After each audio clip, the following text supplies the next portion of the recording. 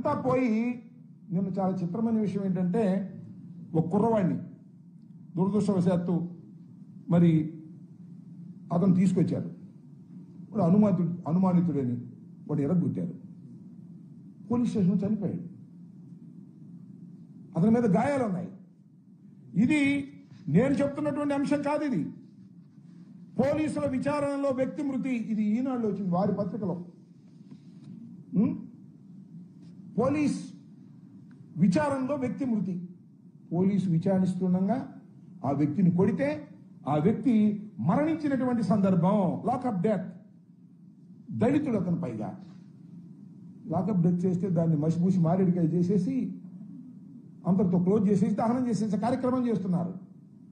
ఇది ప్రభుత్వ హత్య. దీని మీద న్యాయ విచారణ జరపవలసినటువంటి బాధ్యత ఉన్నది.